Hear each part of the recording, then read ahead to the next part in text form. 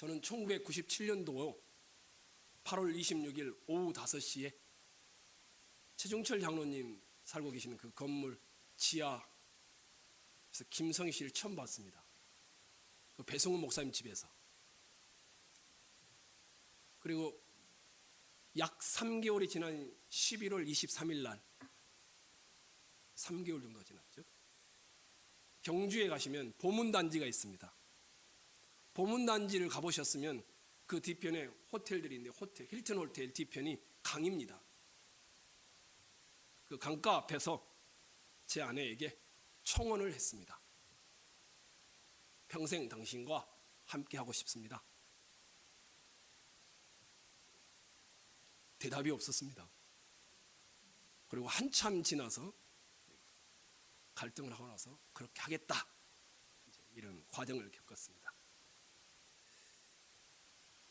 나이 드신 분들은 청혼을 본인이 원치 않았어도 아빠가 정해놓으면 아마 다 갔을 것 같아요. 그렇죠? 근데 젊으신 분들은 청혼을 해봤을 것 같아요. 그래서 이 시간에 옆에 사람과 한번 이야기를 합시다. 자, 젊은 분들은 오이상 목사님 같은 젊은 분들은 청혼을 했을 테니까 어떻게 청혼을 하셨나요? 이렇게 물어보시고, 청혼을 안 하고 아빠가 또는 정해주었거나 이러신 분들은 그렇게 물어보지 마시고 어떻게 결혼을 하셨나요? 이렇게 물어보시고, 만약에 그것도 저것도 아닌 사람들이 있을 거예요. 청년들, 청혼도 안 해봤고 결혼도 안 해봤고 이런 사람들은 미치도록 사랑해 보신 적은 있으시나요? 자, 옆에 분들하고 한번 잠시 이야기를 해서, 이스라엘 백성이 애굽에서 나와요. 홍해를 건너와서 광야를 약 3개월째 되는 때에 시내산에 도착해요. 그러니까 우리 식으로 하면 3월 1일이나 3월 15일 정도가 될 거예요. 장막을 치죠. 산 기슭에다가 장막을 치게 됩니다. 그런데 하나님이 모세야 올라와라 이렇게 부르는 겁니다. 그래서 하나님께서 모세에게 이런 그 말을 듣고 이스라엘 백성들에 가서 전하니까 이스라엘 백성들이 장로들한테 전해, 장로들이 이스라엘 백성들이 다 고개를 숙이면서 우리가 다 준행하겠습니다, 이렇게 한 거예요. 그랬더니 하나님이 마치 신랑 될 사람이 사랑하는 여인에게 프로포즈 할 것 같은 그런 분위기였던 거예요. 혼인이 한쪽의 요청으로만 이루어지는 것이지만 혼인의 성사가 된 다음에는 혼인 관계를 잘 유지할 책임이 양쪽에 있듯이 하나님의 언약이 일단 성립되어지면 야, 너한테도 책임이 있단다, 이런 이야기를 하게 된 거예요. 그래서 결혼 전에 청혼을 하듯이 이스라엘 백성들에게 신랑으로 하나님이 찾아오셔서, 야, 내가 너희를 이렇게 생각하는데, 내가 정말 너희를 미치도록 사랑하는데 나와 결혼해 줄래? 근데 결혼을 하게 되면 이런 책임이 있단다, 이런 이야기를 한 것이었습니다. 결혼식을 하기 전에 하나님께서는 이스라엘 백성을 얼마나 사랑했는지를 설명을 하는 거예요. 내가 너희들을 얼마나 사랑하는지 아니? 야곱이 이스라엘로 바뀌었듯이 내가 너희를 그렇게 애굽에서 건져내 왔단다. 독수리가 알잖니, 너희들. 독수리가 그 날개로 자기 새끼를 업어오듯이 내가 광야를 업어서 너희를 이곳까지 오게 했단다. 내가 너희를 그렇게 사랑한다. 그러니 결혼하자, 언약하자, 이런 이야기를 한 겁니다. 너희를 내 아들, 내 딸, 내 신부로 삼고 보호하고 인도하여 여기까지 왔다. 하나님의 미친 사랑 앞에서 애굽인들 뿐만 아니라 홍해도 목마름도 기근도 아말렉과의 전쟁도 절대 방해될 수 없었다. 왜냐하면 내가 너희를 너무너무 사랑했기 때문이다. 근데 너희들이 내가 너희를 사랑을 보지 않았느냐? 그래서 너희는 정말 특별한 존재다. 내가 너희와 결혼을 하고 싶다. 왜냐하면 내가 너희를 그렇게 사랑했듯이 저 열방을 너희를 통하여 축복하고 싶기 때문이다. 이러면서 하나님께서 프로포즈를 한 겁니다. 그랬더니 이스라엘 백성들이 우리가 그렇게 하겠다, 결혼을 하겠다라고 이제 그 프로포즈에 승낙을 한 것이었습니다. 이런 내용을 다 듣고 나서 모세가 내려와서 백성들에게 여호와의 말씀을 전하기 시작합니다. 그래, 그러면 신랑과 이제 결혼식을 하자. 그런 것이죠. 미적거리지도 않고 주저하지도 않고 이스라엘 백성들이 여호와의 명하신 대로 우리가 다 준행하겠습니다. 그랬더니 좋다. 그러면 이제 신랑을 맞을 준비를 해라. 그래서 결혼식을 하겠다. 그 맞을 준비를 하도록 하는 장면이 10절에서 25절까지의 내용인 것입니다. 결혼을 하게 되면 어떤 준비를 해야 될까요? 우리나라에서 결혼을 하면 어떤 준비를 해야 됩니까? 결혼을 할 때 준비해야 될 것들이 있습니다. 그렇죠? 어떤 준비를 해야 될까요? 제일 먼저 준비할 게 뭘까요? 결혼할 때. 옆 사람과 한번 이야기를 해야 될까요? 제일 준비해야 될 게 뭡니까? 돈이죠. 현재 제가 정확한 통계를 묻는데 조선일보에 나왔는데 신부가 결혼하는데 들어가는 비용이 700만 원 되더라고요. 신랑은 거의 2억이 넘어가요. 전세라로 준비해야 되니까. 일단 이걸 준비해야 됩니다. 이것이 준비가 안 되니까 우리나라 청년들이 결혼을 안 하는 겁니다. 옆에 식구들하고 한번 나눠보시죠. 자녀를 결혼시키면서 또는 본인이 결혼하면서 가장 어려웠던 게 뭔지, 그리고 가장 또 좋았던 것, 즐거웠던 것이 뭔지 옆에 사람들과 한번 나눠보면 좋겠습니다. 결혼할 때 가장 어려웠던 것, 또 결혼하면서 가장 좋았던 것, 뭐 자녀 결혼도 좋고 본인 결혼도 좋고 한번 여러분이 나누어 주시면 좋겠습니다. 옆에 분들에게, 구역원들에게 한번 그렇게 물어주십시오. 저는 결혼할 때 가장 큰 어려움이 어른들이었습니다.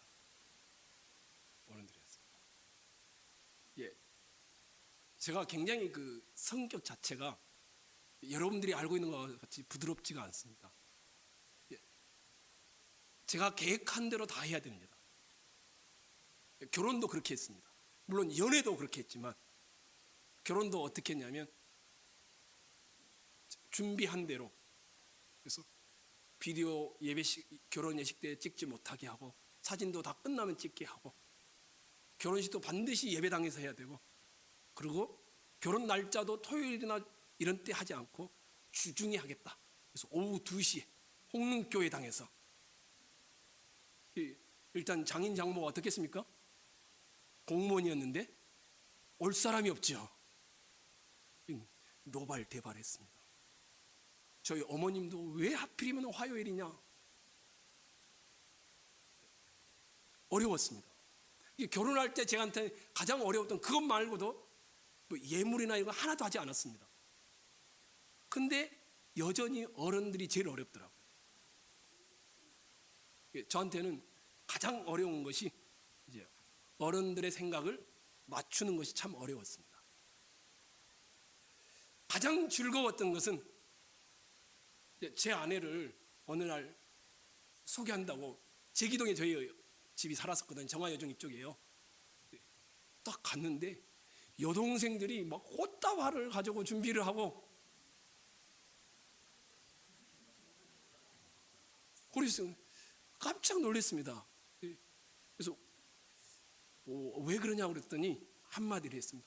오빠는 평생 결혼 못할 줄 알았는데 어느 날 여자를 데려온다고 하니까 너무 좋아가지고 꽃다발을 준비하고 그랬다고.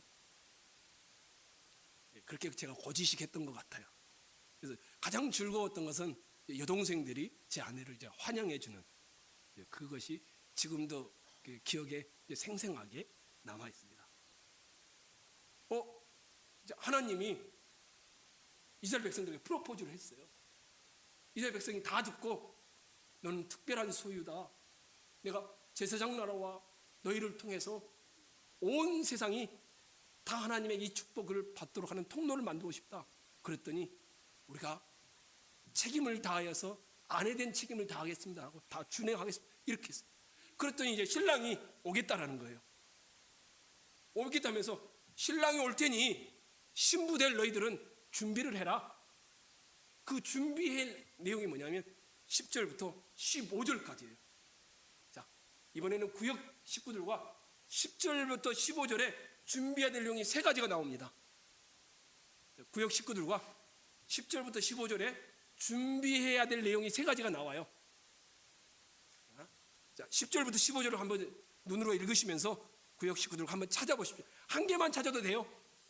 못 찾으면 안 찾으셔도 돼. 제가 다 알려줄 거니까.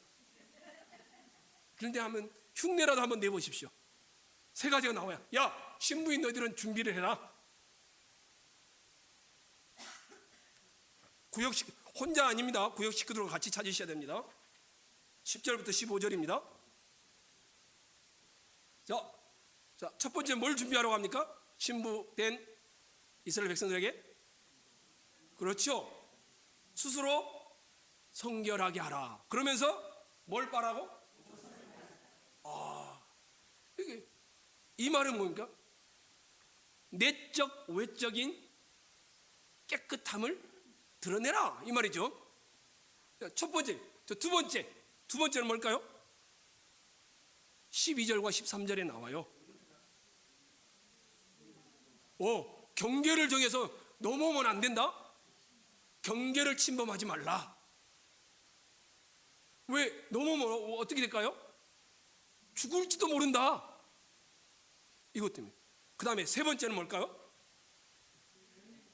그렇죠. 여기는 여인이라고 되어 있지만 원래는 아내입니다. 아니, 성도 여러분, 하나님이 성이라는 축복을 주셨는데 신랑이신 하나님이 내려오는데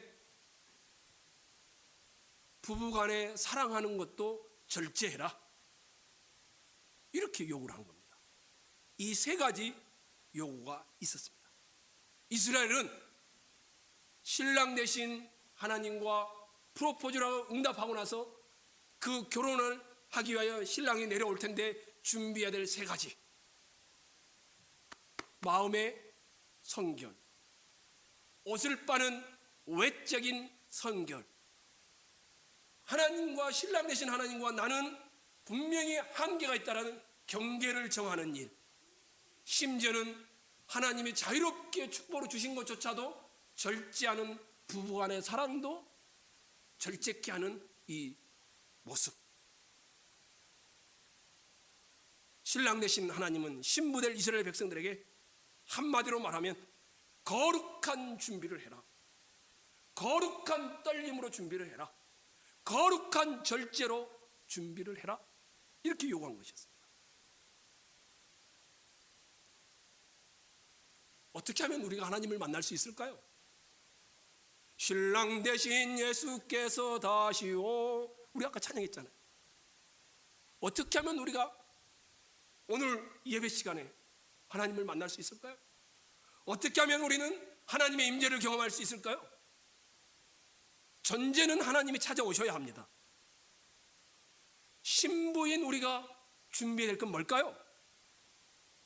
하나님이 찾아와 만나고자 하는 자는 어떻게 해야 하는가? 우리 입장에서 표현하면 하나님의 임재를 어떻게 하면 경험할 수 있는가? 성결.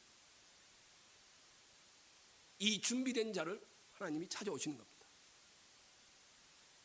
성결하며 옷을 빨고 준비하라. 거룩하신 하나님의 강림에 두렵고 떨림으로 경계에서 준비하라. 허락된 축복인 부부간의 관계조차도 절제함으로 준비하라. 만약에 여기 계신 여러분이 하나님의 임재를 체험하기를 원하십니까? 여기 계신 여러분이 하나님의 거룩한 십계명이라는 말씀을 받기를 원하십니까? 준비하셔야 합니다. 어떻게 해요? 성결로 준비하셔야 합니다. 만물을 담을 수 없는 영광의 주의 재림의 떨림으로 준비하셔야 합니다. 하나님을 만나기 위해서 준비된 성결이 있는 자들은 주님이 찾아와 만나 주시는 것입니다. 예배를 통하여 주님의 임재를 경험하기를 주의 이름으로 축원합니다. 주님의 임재를 경험하려면 어떻게 해야 합니까? 하나님이 나를 찾아와 나를 만나 주시기를 원하는데 어떻게 하면 경험할 수 있습니까? 여러분이 하나님을 찾아와 여러분을 찾아와 만나려고 하는데 방해하는 것들이 있을 것입니다. 그게 다 더러움들입니다. 여러 모양으로 드러납니다. 토요일 늦게까지 잠을 자지 않고 게임을 하거나, 토요일 늦게까지 다른 모양으로 살거나, 게으름과 돈 걱정과 불안과 나태함과 각양각색의 모양이지만 딱 하나로 말하면 더러움입니다. 하나님은 자기 앞에 설 하나님의 백성들에게 내가 찾아오겠다. 너희는 성결로 준비하라. 저는 천흥교회 예배가 신령과 진정으로 예배하는 자를 찾으시는 그 하나님이 찾아오는 예배가 되기를 정말 원합니다. 주일 예배 우리가 모일 때마다 그 어떤 것보다 우선하지 않고 하나님을 만나는 그 희열이 우리에게 가득하기를 원합니다. 주일은 그냥 쉬는 날이 아니고, 바쁜 일을 미뤄두었던 일을 하는 날이 아니고, 하지 못했던 것을 메꾸는 날도 아니고, 하나님을 만나는 날이 되기를 원합니다. 영원한 기쁨을 맛보고 영원한 만남의 시작이 되어지며 천국을 맛보는 주일날이 되기를 원합니다. 어떻게 하면 가능할까요? 더러움을 없애야 합니다. 이사야서를 59장을 보시면 하나님과 이스라엘 백성 사이에 하나님이 그렇게 찾아오는데 그 사이를 막고 있는 것이 뭐라고 합니까? 손이 짧은 것도 아니고 능력이 없는 것도 아닌데 그렇게 부르짖어도 하나님이 듣지 않으시고 하는 이유가 뭐라고 합니까? 죄악 때문이라고 합니다. 죄악. 죄악이 하나님과 이스라엘 사이를 내었고 하나님의 얼굴을 가리워서 이스라엘을 듣지 않으시게 한다. 정확하게 이렇게 말합니다. 모든 사람이 죄를 범하였음에 하나님의 영광을 만나지 못한다. 바울도 그렇게 말합니다. 죄가 문제인 것입니다. 죄의 문제가 해결되어지면 성결해지고 죄의 문제가 해결되지 않고는 결코 그 누구도 하나님 앞에 설 수 없고 교제할 수도 없습니다. 여러분이 하나님을 만날 수도 없습니다. 왜요? 뭐라고 합니까? 경계를 넘어선 자는 죽이겠다. 죄를 말하는 것입니다. 그렇다면 어떻게 하면 죄를 없이 할 수 있습니까? 어떻게 하면요? 우리는 그래서 매주마다 매번마다 십자가에 나를 위해 죽으신 어린 양 예수 그리스도의 그 피를, 그 은혜를 바라볼 수밖에 없는 것입니다. 더러워진 우리의 내면과 빨아야 할 우리의 외적인 무절제함들을 예수 그리스도의 십자가 앞에 나아가지 않고는 방법이 없기 때문입니다. 하나님께서는 여러분을 사랑하십니다. 독생자 예수 그리스도를 내어주시면서 죄인들을 대신하여 십자가에 못 박아 죽게 하심으로 우리의 죄 문제를 해결해 주십니다. 그래서 히브리서 기자가 뭐라고 합니까? 죄인들아 담대히 그리스도의 은혜를 입으며 보좌 앞에 나아가라. 이렇게 말할 수 있었던 것입니다. 여기 계신 모든 분들이 하나님을 만남바 된 축복을 누리기를 소망합니다. 하나님의 임재를 경험하기를 원합니다. 그 방법은 우리는 가능합니다. 예수 그리스도의 그 십자가의 은혜의 보혈 앞에 진심으로 나아가십시오. 그 시간 여러분은 지금 이 시간도 어느 때든지 여러분은 주님이 찾아와 만져주심을 경험하게 될 줄로 믿습니다. 두 번째 16절로 25절입니다. 신랑이 찾아올 테니까 너희들이 준비해라. 뭘 준비하랍니까? 성결. 성결을 준비하라면 뭐라고 했습니까? 더러움을 제하는 겁니다. 우리와 하나님 사이를 막은 건 뭡니까? 죄악. 어떻게 하면 가능합니까? 예수 그리스도의 십자가 앞에 나아가는 겁니다.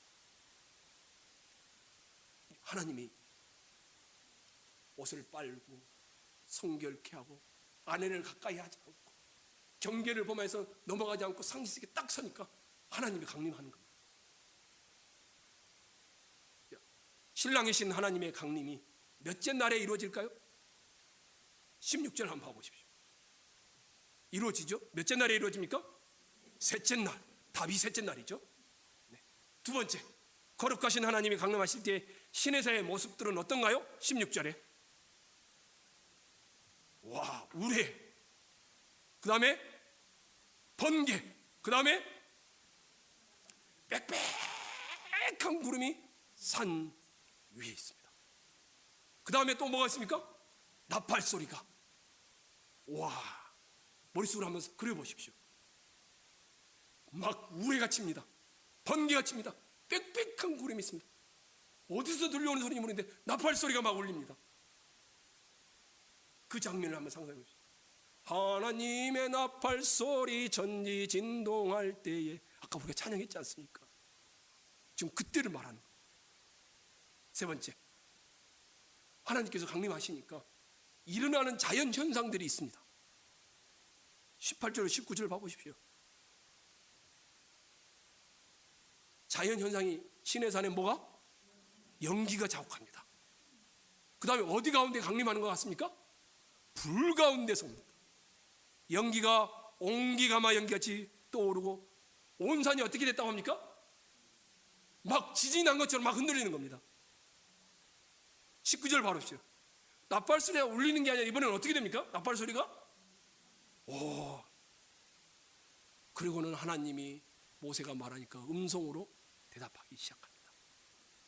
자, 5번. 나팔 소리가 점점 커질 때 모세가 말하자 하나님께서 어떻게 하십니까? 음성으로, 모세가 알아들을 수 있는 음성으로 말씀을 하는 거예요. 6번. 모세와 하나님께서 만나는데 하나님께서 이스라엘 백성의 어떤 행동을 걱정하고 있을까요? 어떤 행동을 걱정하고 있을까요? 21절 한번 봐보십시오. 어떤 행동을 걱정하고 있어요? 경계를 넘어서서 밀고 들어와서 하나님을 보고 싶어. 어디 있어? 호기심이 발동해서 이럴까봐, 그러다 죽을까봐 걱정하고 있죠. 자, 7번. 하나님께서는 제사장들에게도 경고를 보내고 있죠. 칠지도 모른다고. 왜 그럴까요? 성결하지 왜? 8번. 하나님께서 모세와 아론은 경계를 넘어 올라오되 누구누구는 경계를 넘지 말라고 하죠. 24절 봐보십시오. 아론과 함께 올라오고 그 다음에 누굽니까? 네, 넘지 말라고 합니다. 특별하게 자기가 세운 자들을 세워주는 것이죠. 이게 전체 내용입니다. 하나님의 임재가 일어나는 곳에 일어나는 현상, 뭘까? 처음 여러분이 하나님을 만났을 때 일어나는 현상, 그걸 떠올리면 됩니다. 하나님을 만나면 일어나는 경험, 이게 뭘까? 자, 여러분의 구역 식구들과 한번 나눠봅시다. 처음 내가 하나님을 만났을 때 나에게 일어났던 현상, 뭘까? 처음 하나님을 만나는 임재를 경험하면 어떤 현상이 벌어지냐면 자기가 막 냄새가 나는 것처럼 지저분한 것들이 다 보입니다. 얼마나 더러운 존재인지. 그래서 그 예수 그리스도의 십자가가, 그래서 처음 현상이 뭐냐면 자기의 죄악에 대하여 막 찢는 일이 벌어집니다. 그리고는 회개가 나옵니다. 그 다음에 뭐가 일어나면 감사와 기쁨과 평안이 찾아옵니다. 이게 하나님을 만나면 일어나는 현상입니다. 처음 만나면. 이스라엘 백성들이 시내산에서 하나님을 만나니까 처음에 뭐가 일어납니까? 두렵고 떨립니다. 하나님께서도 모세를 통해서 여러 차례 경고했습니다. 얼마나 많이 경고했는지 한번 우리가 찾아볼까요? 12절 한번 봐보십시오. 12절. 이미 경고를 했어요. 21절 한번 봐보십시오. 또 읽을까요? 시작.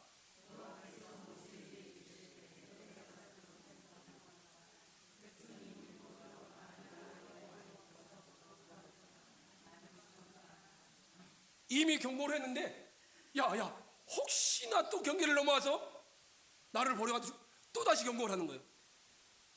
22절 한번 봐보십시오. 22절 읽겠습니다. 시작.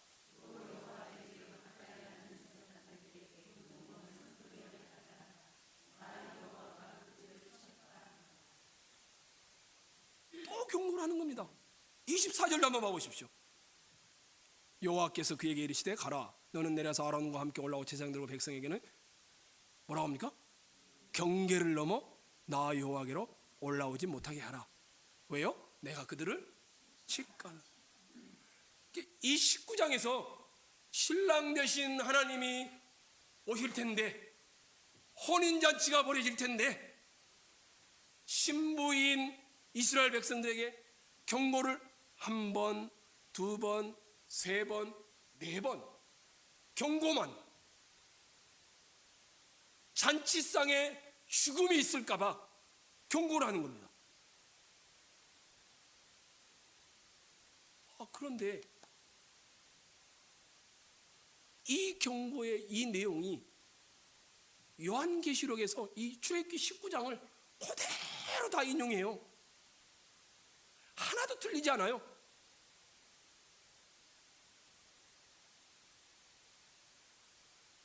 여러분과 다 찾아볼 수는 없고 제가 한번 읽어드릴게요. 요한계시록 8장. 7 나팔을 가진 7 천사가 나팔 불기를 준비하더라. 나팔을 부는 거예요. 오늘 출애굽기에 나왔던 말이죠. 천사가 나팔을 부니, 둘째 천사가 나팔을 부니, 셋째 천사가 나팔을 부니, 넷째 천사가 나팔을 부니, 7째 천사가 나팔을 불 때 종말이 오는 거예요.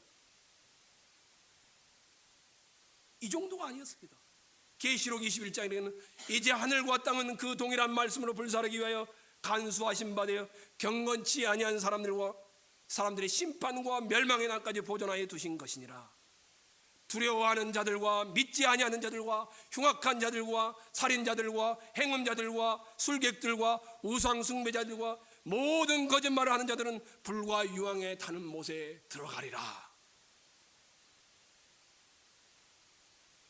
요한계시록도 이 출애굽기를 인용하면서 우리 예수님이 다시 오실 때 그 혼인잔치에 요한이 섬겨 있는 그 교회 안에 불과 유황에 들어갈 사람이 있을까 봐 경고를 하는 거예요. 나는 너희들이 거기에 가지 않았으면 좋겠다. 나는 너희들을 정말 사랑한다. 혼인잔치가 즐거웠으면 좋겠다. 그런데 몸은 담가 있는데 그렇지 못한 자들이 있으니 내가 경고를 한다. 불과 유황에 빠질 것이다.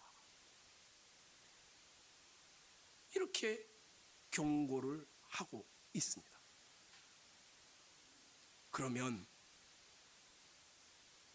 주님께서 출애굽기와 비슷한 언어로 예수 그리스도의 재림을 경고해 놓고 있습니다. 우리 주님이 다시 오실 때는 마국간에 비밀스럽게 오지 않습니다. 나팔을 불고 천지가 진동할 것입니다. 구름이 가득하여 하나님의 임재가 온 세상이 다 알도록 오실 것입니다. 근데 그때는 심판해 주러 오십니다. 두렵고 떨림이 앞서는 것입니다. 이 출애굽기의 이스라엘 백성들과 똑같습니다.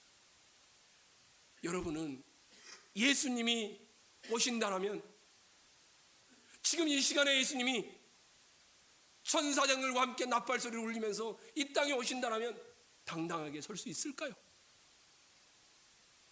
이 질문을 해야 합니다. 여기 계신 모든 분들이 다 당당하게 설 수 있기를 간절히 소망합니다. 어떤 나팔 소리가 들려도 여러분과 저는 두렵고 떨림으로 서겠지만 또 한편으로는 당당하게 설 수 있기를 간절히 원합니다. 어떻게 하면 가능할까요?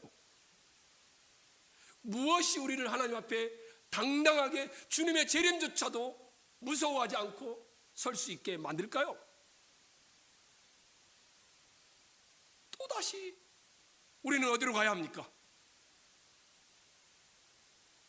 그리스도의 십자가에 우리를 향한 그 사랑으로 가는 겁니다. 여러분 각자 개인이 당당히 설 수 있는 사람이 있으십니까? 저는 자신 없습니다. 정말 자신이 하나도 없습니다. 이 시간에 주님이 오신다면 목사인 제 모든 걸 다 벌거벗긴다라면 추악하게 그지없을 겁니다. 그런데 저는 당당하게 설 수 있습니다. 그리스도의 십자가 이분 뒤에 숨을 것이기 때문입니다. 우리가 믿음으로 의롭다 하심을 받았으니 우리 주 예수 그리스도로 말미암아 하나님과 화평을 누리자. 우리가 원수 되었을 때 그의 아들의 죽으심으로 말미암아 하나님과 화목하게 되었은즉 화목하게 된 자로서 더욱 그의 살아나심으로 말미암아 구원을 받을 것이니라.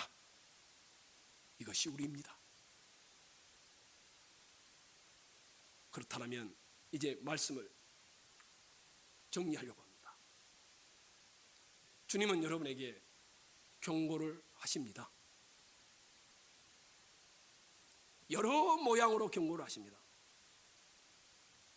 저는 그것이 객관적으로 사실인지는 모르지만 호주에 있는 몇몇 교회가 호주가 다 불바다가 됐습니다. 여러분들 뉴스를 보셔서 다 아시죠? 시커멓습니다. 근데 벌겋습니다. 완전히 세상이. 비가 와서 좀 살만하다 했는데 비가 와가지고 물고기 떼가 떼죽음을 당했습니다. 산에 그 잿물이 강으로 흘러들어오면서 독해져가지고 물고기가 살 수 없는 산소가 없어진 겁니다. 그런데 이 과정을 지켜보던 어느 분이 호주 교회의 회개를 촉구했습니다. 호주 나라의 회개를 촉구한 것이 아니라 호주 교회의 회개를 촉구했습니다. 세상 나라는 언젠간 다 망합니다. 없어집니다. 그리고 새롭게 새하늘과 새 땅이 이루어질 것입니다. 그들과는 우리를 향한 것입니다. 요한계시록의 성도들을 향하여 사도 요한이 회개를 촉구하지 않습니다. 뜨겁든지 차갑든지 이것도 저것도 아닌 삶을 살지 마라. 우리에게도 하나님은 너 그렇게 살다가 영원히 죽는다? 경고하십니다. 여러 모양으로. 여러분에게 다가오는 그 경고들을 잘 보고 듣고 경청하기를 원합니다. 설교를 통해 경고하실 것입니다. 여러분의 환경을 통해 경고하실 것입니다. 여러 모양으로 하나님은 우리에게 경고하십니다. 그렇게 살지 마라. 내가 너를 사랑했노라. 십자가 앞에 나와 다시 시작해라. 사랑하는 전능의 지체 여러분, 이 하나님의 경고하심 앞에 우리 모두가 경책함으로 서기를 소망합니다. 히브리서 4장 16절 말씀을 마치면서 이렇게 봅니다. 그러므로 우리는 긍휼하심을 받고 때를 따라 돕는 은혜를 얻기 위하여 은혜의 보좌 앞에 담대히 나아갈 것이니라. 그리스도를 힘입어 경고를 들으시고 다시 보좌 앞에 나아가십시오. 이것이 우리가 그 어떤 모습으로 주님이 오고 세상이 그 어떤 모습으로 망해도 설 수 있는 길입니다. 은혜의 보좌 앞에 긍휼하심을 받은 대로 매일 나아가시는 여기 계신 모든 분들이 되시기를 주의 이름으로 축원합니다.